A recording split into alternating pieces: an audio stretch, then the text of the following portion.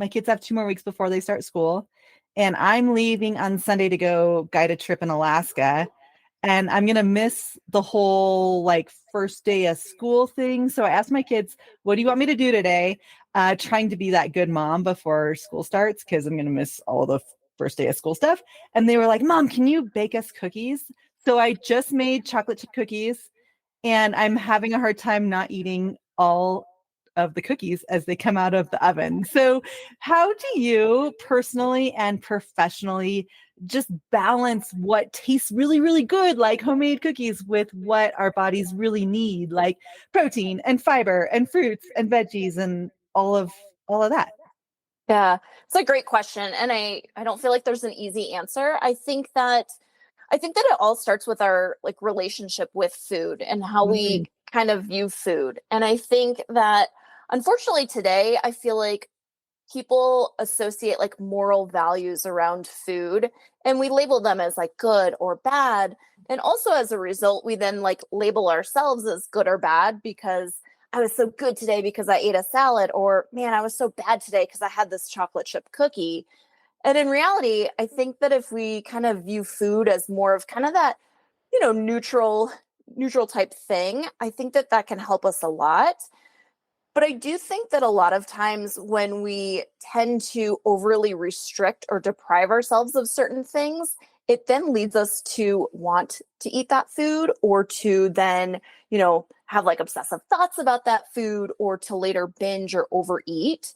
Um, so, I mean, that cake story is a wonderful example of that. But I mean, I see it so often, like in my practice, right? When people are eliminating certain foods or even just food groups, right? Like I'm super low carb or I don't eat this food.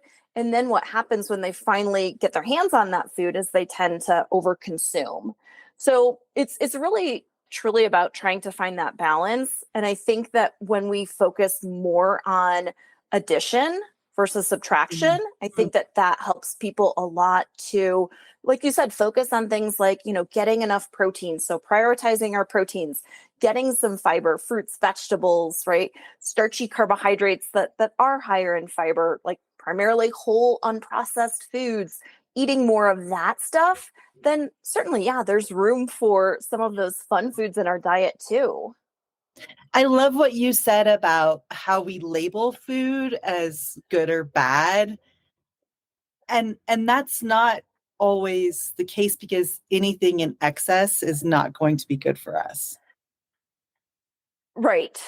And that's not just food, that's also exercise, and that's also um not enough sleep. Like extremes might be kind of the enemy here. Is that Absolutely. Yeah. I mean, exactly. Like with anything we're talking about, right? Too much or too little of anything is not Mhm. ideal. And so, yeah, I mean, in regards to chocolate chip cookies, like, so this is a special occasion, right? Like your kids are going back to school. That happens once a year.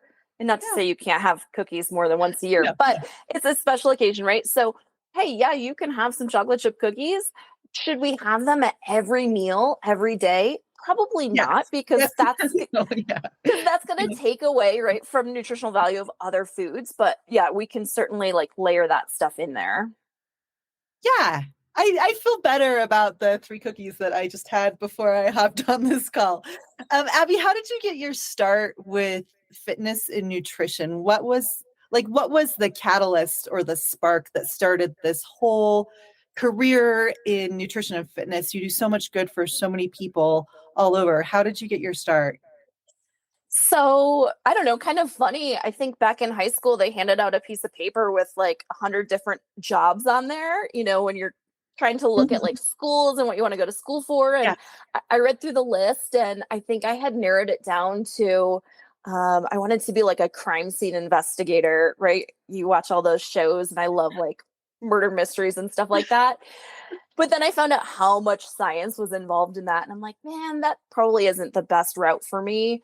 Mhm. But I saw registered dietitian on the list, and my mom's a registered nurse and just grew up kind of, just seeing her background and seeing her, serve so many people. It just kind of inspired me.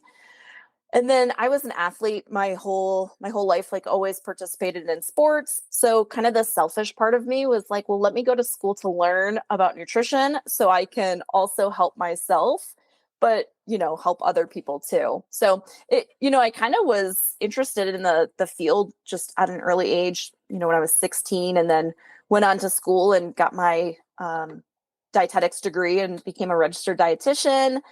And then I was always a runner growing up, so my entire life got involved with ultra marathons. And it wasn't until I stepped away from ultras that I got involved with strength training and kind of fell in love with that, and then became a trainer and a coach.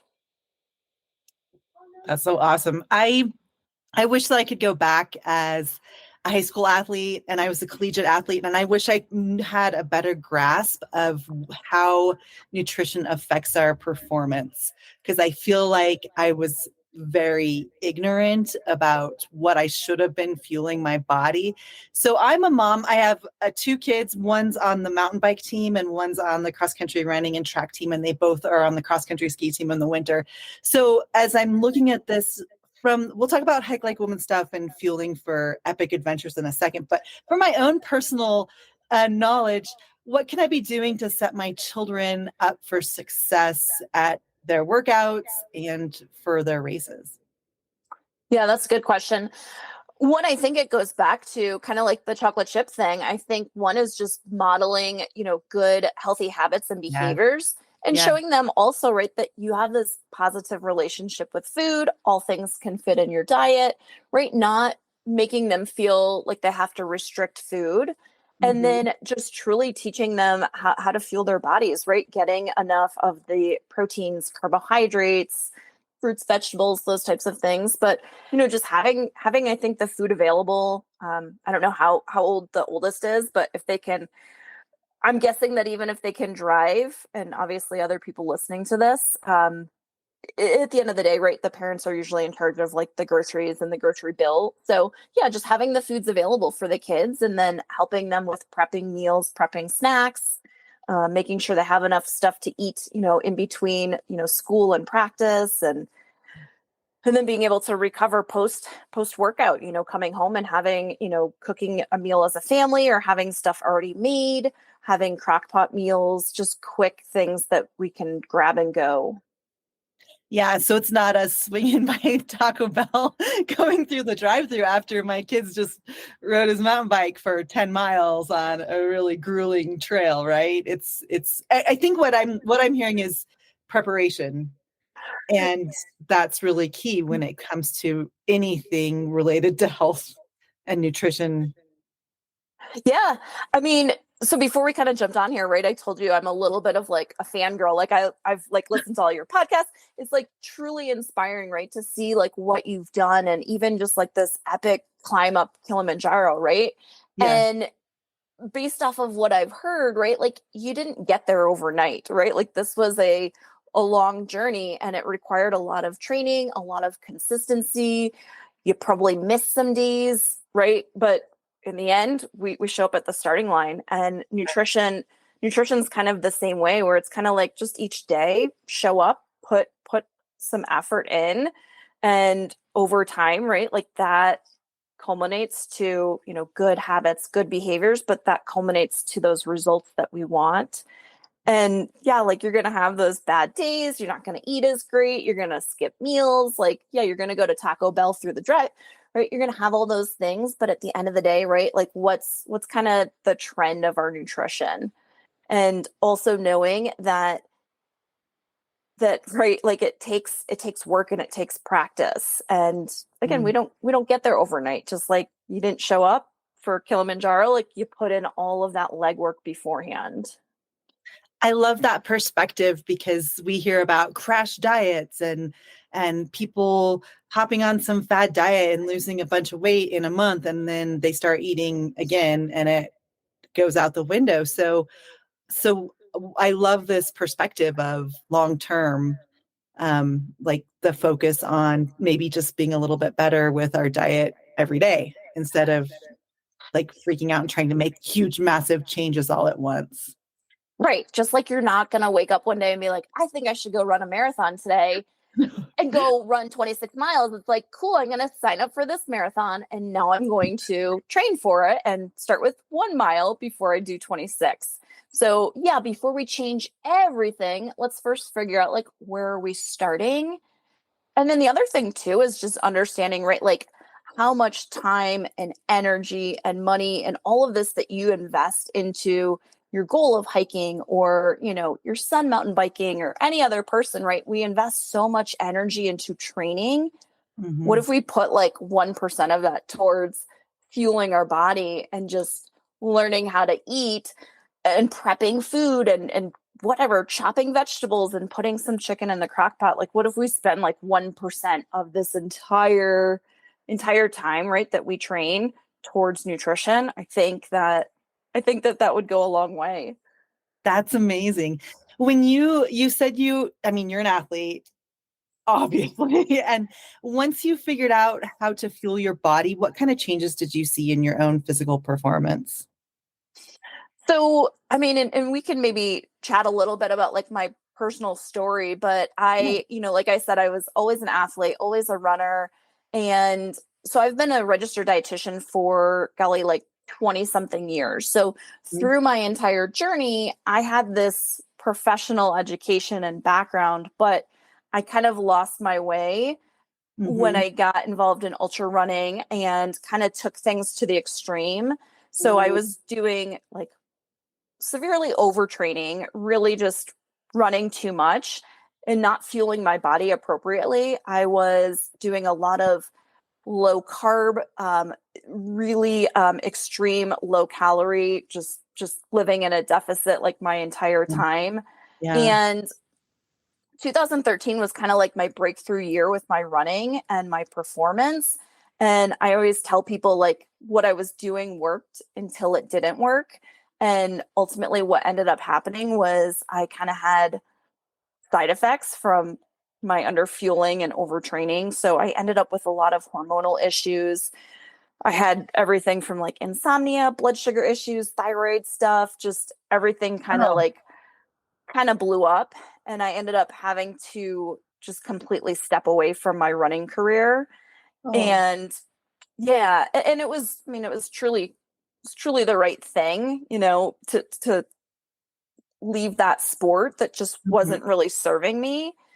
And so as a runner, right, like operating under this extreme of like overtraining, under eating, I would say that I was, looking at pictures now, right? Like I was very small frame, but I was also probably one of the bigger runners that you might see out there, like a little bit more muscular. Mhm. So that was always in my head, right? That maybe if I just lost more weight, maybe if I was lighter, leaner, right? Maybe I could be better and faster. And we know that there's really not a correlation there. But so then after leaving the sport of running and kind of just like this hormonal burnout, I ended up gaining a lot of weight, which was necessary. I had gone about 3 years without a menstrual cycle and just Oh, not wow. not in a good spot. So I put on a lot of weight, which was important in order to like regain hormone health and kind of recover. So I saw this major shift in my body, and that was really hard to go from like, okay, the smaller runner to, man, I'm carrying a lot of weight. But then Mhm. I kind of fell in love with weightlifting and strength training. And it was not until I started lifting weights that I remember the specific day I like stepped under a barbell, just kind of learning how to squat and stuff. And so I stepped under the barbell. I had gone in there kind of still with my like old BS ways, and I had fasted that morning and just kind of was Yeah. eating like a jerk, right? So I show up not fueled and I step under the barbell and I'm like, "Oh my god, this is so darn heavy." And I'm so competitive that I'm like, if I can't be the best runner, I'm like, I want to be the best lifter. And I'm like, Mm. there's no way I'm going to get stronger if I'm doing this to my body. And so it was at that moment that I'm like, I'm going to change things around. I ended up hiring my own nutrition coach and truly learning how to fuel my body and how to eat for the first time. Someone that was like kind of holding my hand through the process and keeping me accountable. But in that journey, I learned how to fuel my body, and I learned how to get really, really strong, how to build muscle, and how to change my body composition, which is something that in the past it was always like just eat as little as possible. And I learned really how to fuel my body to, to see these results, which was amazing. One thing that I loved is you said you hired someone to help you along your Yeah. path. And that's so important.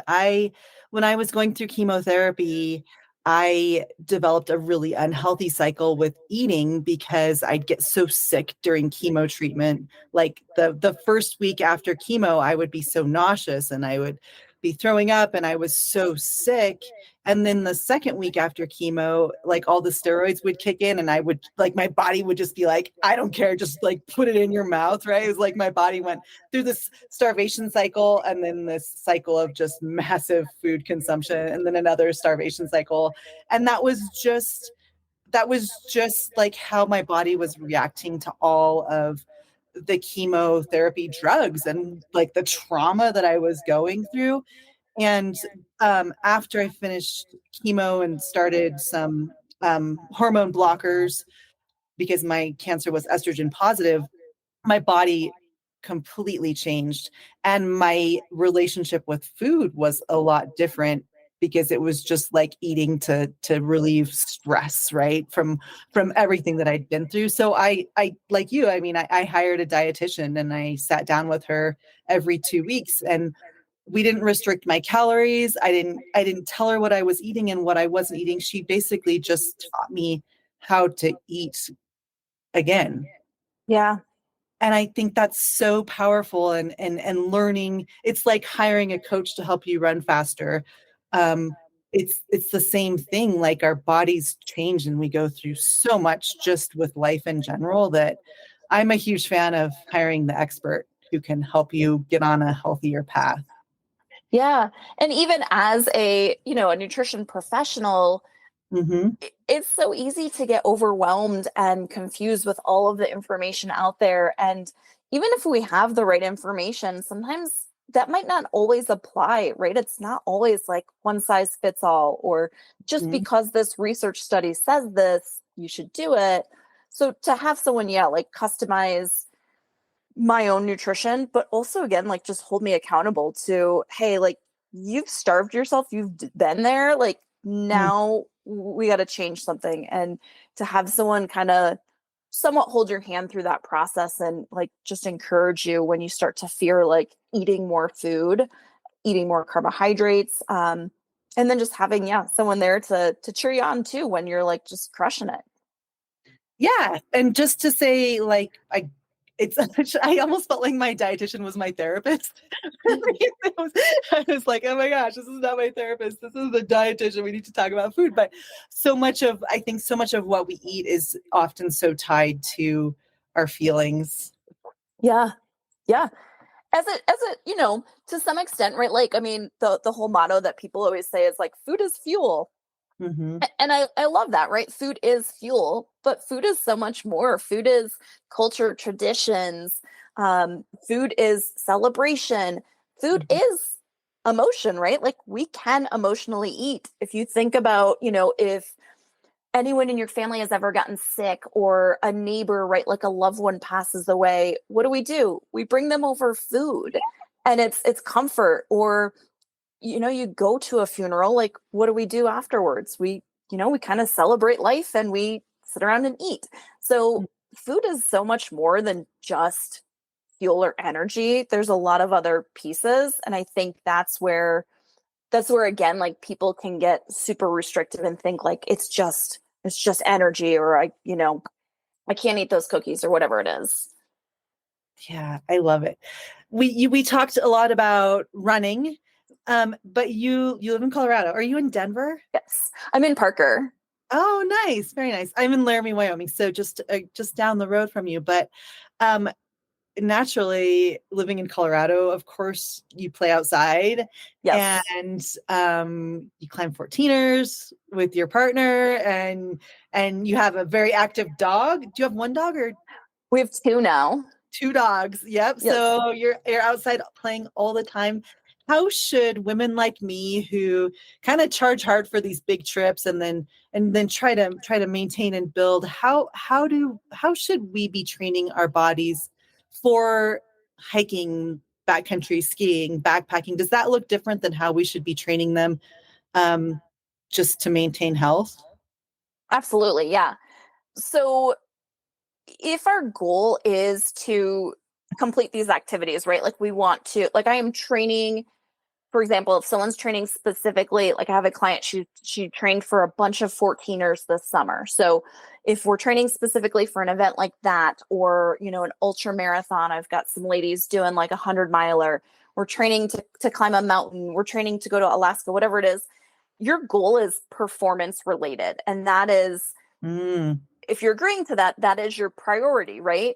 So if that's the number one focus, then things like our body composition and our physique kind of take the back seat. That's not the focus, because those two things require two different modes to get there. One is requiring restriction and eating less. One is requiring putting enough energy into the body. mm, So for performance, we absolutely focus on feeding the body enough calories. If someone's intentionally trying to gain muscle, then they're going to eat a little bit more than what their body needs to maintain. And the biggest thing I would say is, like, the biggest mistake that I see a lot of women make is that they treat these events like going to do Kilimanjaro or this or that. That's like your final exam. And yeah. so if we think about school, right? Like you can't just show up for the final. You got to put in the work leading up to it. So your nutrition, we should not focus on right before we go do these things. It's, in your training, you want to start to learn how to, give your body enough food. I would say, so I work primarily with females. I would Mhm. say that most women that come to me initially they're under consuming. They're not eating enough. Wow. Absolutely. Huh. Yeah. So not eating enough food, not getting enough carbohydrates for the type of activity and the amount duration that they're doing. So it's really just teaching them, like, I really focus a lot on like data and kind of like a numbers geek, but teaching them how to track their food and how to really just kind of gain insight initially into how much you're actually consuming right now. Before Mhm, we tell you to make any changes, you got to figure out like what your starting point is.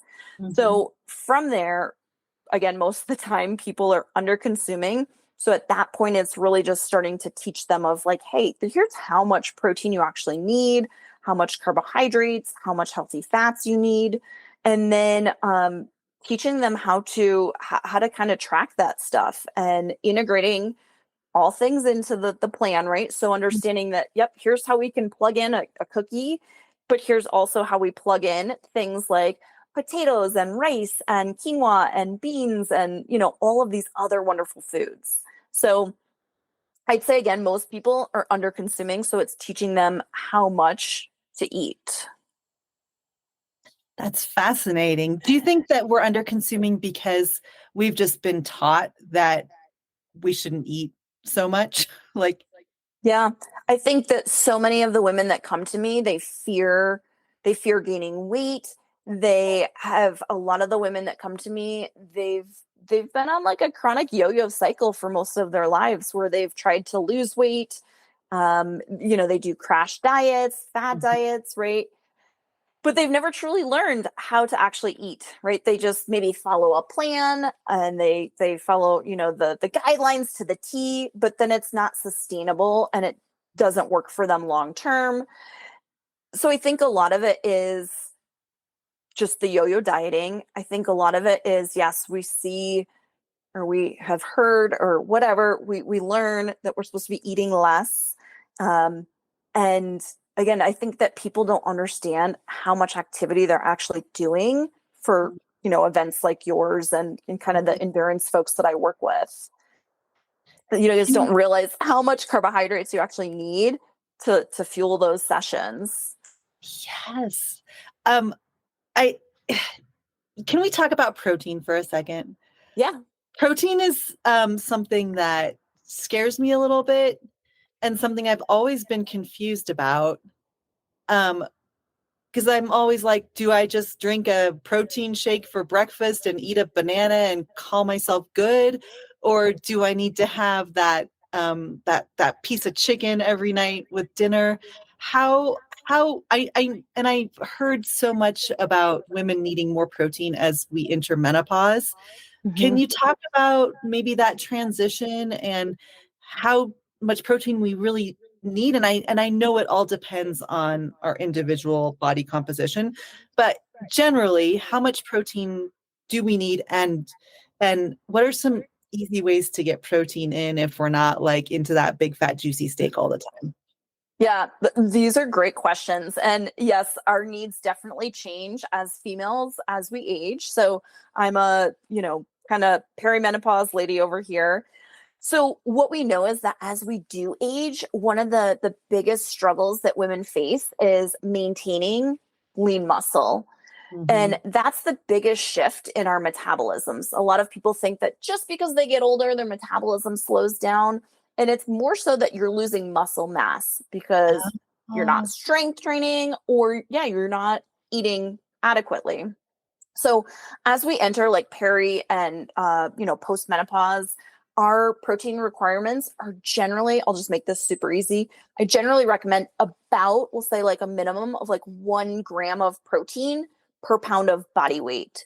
So oh, if I weigh, I'll just use an example. If I weigh 150 pounds, probably want to strive for about 150 grams of protein per day.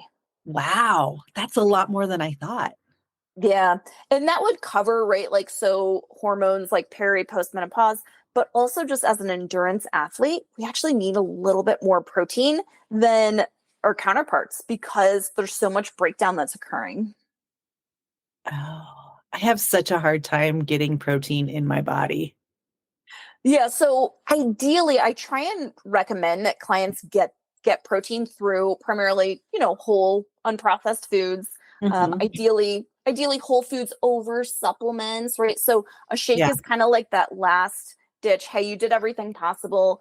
You still can't hit your goal. Awesome, have that shake. But Mhm. otherwise, yeah, like choose whole foods. So things like, I don't want to say obvious because some people just don't know this stuff, but things like chicken, fish, Yeah. turkey, I don't know if bison is big in Wyoming, but that's a I big thing out here. we love bison, and it has a Yeah, lot more protein in it than just ground beef. And I feel like it's healthier. It doesn't have like hormones and weird gross stuff. I like the taste better, but yeah, so Yeah. bison, beef. Then if someone tolerates dairy, we could be looking at things like Greek yogurts, cottage cheese. Mhm. Then we've got things like eggs, egg whites. What else? Like tuna, shrimp. And then you've got some kind of miscellaneous proteins, things like beans, things like quinoa that are going to give you some protein, but they also contribute to things like carbohydrates and fibers. Mhm. So, yeah, like looking at a list of, okay, what are foods that you would be likely to eat and what can we start to like sprinkle into the diet? Sprinkle. I like Yeah. that. It's not like chugging a big shake before I go hit the gym, but it's like here, have some quinoa on top of your salad and Yes. Yeah. delicious. Or Yeah. yeah. And it might be for some folks like taking actual inventory of like, well, how much are you actually doing? Right. So if your goal is 150, Mhm. well, do you need more? Or do you need less? Like, what are you actually doing? So it might be, hey, like, let's track for a few days and see where you're at. And maybe we're hitting closer than we thought. Or maybe it's super scary low. And we do have to be a little bit more aggressive and add in, whatever, the Greek yogurt and a scoop of protein powder, and just kind of start to boost that up. Yeah. I feel like I've gotten this private lesson on how to eat. It's been fantastic. Before we go, can you talk to me about fiber? Yeah. Fiber Yep. is important too.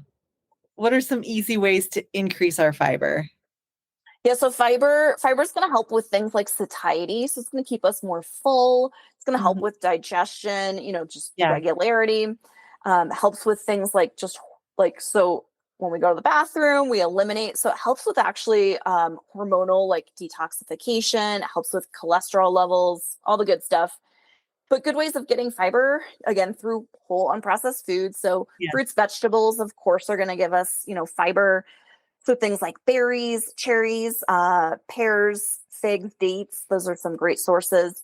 Other Hmm. items, things like chia seeds, flaxseed, avocados, things like nuts, seeds, and then starchy carbs. So things like potatoes, so foods with like skins or seeds are great sources of fiber. Really? I didn't think about potatoes as being a good source of fiber. Yeah. See, I'm learning. I'm Yep. totally learning. So Abby, you have just given us a ton of great information. And what I love is I feel like there's so much everybody on Instagram is calling themselves a fitness influencer or a nutrition expert, but you actually have the science and the degrees to back up what you're talking about. So I feel like you are the source we should be going to when it comes to all of these things. Where can we find you online and learn more about your coaching and your programs and all that you are doing to help women like me perform their best? Yeah, absolutely. So you can find me on Instagram. I'm at Abby McPabby, or my website is coachingwithabby.com. And then on any platform that you find me, I've got tons of free content and resources available. So if you head to my website, I have like free guidebooks. So I've got like a grocery list, I've got a meal planning guidebook, I've got podcasts, blogs, you name it. And then I've got a free Facebook community, like a private community for women to come into for support. But I do tons of free workshops in there, live trainings, things like that. So yeah, I'm just all about teaching women. I want to be the coach that I wish I had when I struggled so much with my eating disorder. And I want to be able to serve other women and really teach them. So that's what I'm here for. I was just going to ask, why is that important to you? But you answered the question that just came to my mind was that's why, like, that's your why. That's, that's powerful, right? Because we don't always we have to kind of forge our own path sometime if we don't have anyone um, modeling that for us. If someone's listening to this podcast and they just catch the last 30 seconds, what's one thing that you want us all to know about our nutrition, exercise, our bodies in general? Oh man, putting me on the spot. Honestly, I would say, for your audience, right? You guys are all badasses and you've got these amazing, goals and adventures. And I would just say, you're worth it, right? Like, give your body the energy that it needs to perform and fuel your best and yeah, hit these summits. Yeah, I love that. It's just like this, you got this, sister, right? Like, you can do it.